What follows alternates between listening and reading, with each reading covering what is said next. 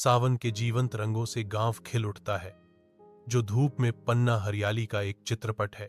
गांव की महिलाएं रंगीन पोशाक में सजी झूलों के चारों ओर इकट्ठा होती हैं। उनकी हंसी हवा में गूंजती है।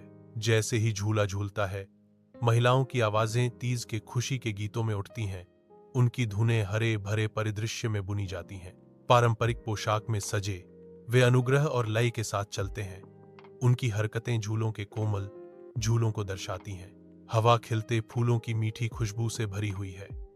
एक सुगंधित आलिंगन जो महिलाओं के आनंदमय उत्सव के साथ है। इस रमणीय गांव के दृश्य में महिलाएं तीज को हार्दिक खुशी और शाश्वत परंपरा के साथ मनाती हैं। उनकी आत्माएं उनके परिधानों की तरह उज्जवल हैं। प्राचीन मंदिर के अंदर हवा पुजारियों के लयबद्ध मंत्रों से कंपन करती है। उनकी आवाजें पवित्र स्थान से गूंजती हैं। देवी पार्वती और भगवान शिव की भव्य मूर्तियों के सामने महिलाएं भक्ति में एकत्रित होती हैं। उनके दिल तीव्र प्रार्थनाओं से भरे होते हैं। उनकी फुसफुसाती हुई याचिकाएं धूप की तरह उठती हैं, जो अपने पतियों के स्थायी स्वास्थ्य और समृद्धि के लिए आशीर्वाद मांगती हैं। प्रत्येक चेहरा आशा और अटूट विश्वास का एक ताना बाना दर्शाता है, जो औपचारिक दीपकों की कोमल चमक से प्रकाशित होता है। मंदिर पीढ़ियों की गहरी आशाओं से गूंजता है। एक ऐसा आश्रय स्थल जहां प्रेम और भक्ति आपस में जुड़े हुए हैं। मूर्तियां मूक गवाह के रूप में खड़ी हैं। उनकी दिव्य उपस्थिति सुरक्षा और शाश्वत प्रेम का एक आरामदायक वादा है। पार्वती के तपस्या स्थल पर भक्ति का भार हवा में भारी है, क्योंकि मां पार्वती अपनी कठिन तपस्या शुरू करती हैं। उसकी अटूट दृढ़ता उसके चेहरे पर अंकित है।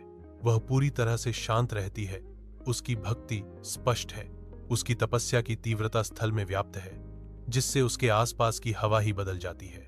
कैलाश पर्वत की ऊंची चोटियों के बीच भगवान शिव गहन ध्यान में बैठे हैं। उसका चेहरा एक अलौकिक शांति बिखेरता है।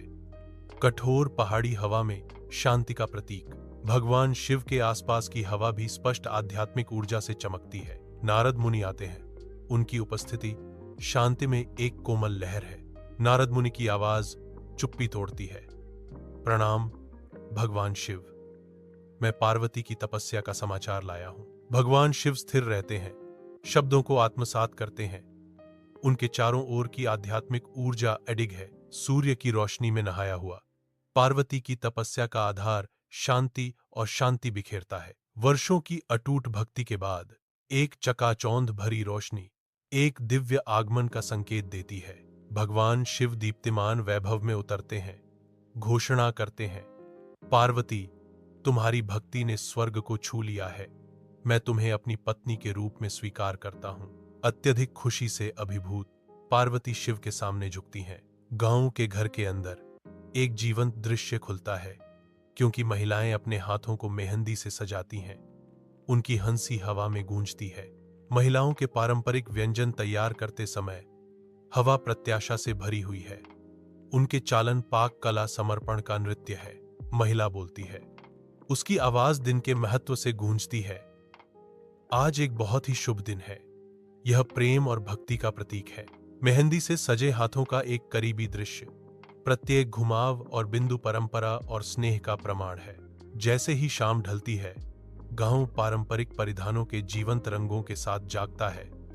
महिलाएं हवा में गूंजती हंसी के बीच इकट्ठा होती हैं। सूर्य क्षितिज के नीचे डूब जाता है, लंबी छायाएं डालता है, क्योंकि महिलाएं अपनी विरासत मनाने की तैयारी करती हैं। सुंदर चाल के साथ महिलाएं अपना पारंपरिक नृत्य शुरू करती हैं। हर कदम उनकी विरासत और एकता का प्रमाण है। उनके तालमेल से कदम एक सम्मोहक तमाशा बनाते हैं। समुदाय का जश्न और शाश्वत परंपराएं जो उन्हें एक साथ बांधती हैं। मंदिर आध्यात्मिक प्रकाश से चमकता है। जैसे ही पवित्र आरती शुरू होती है, आवाजें एक साथ उठती हैं। भक्ति का एक कोरस हवा में भर जाता है।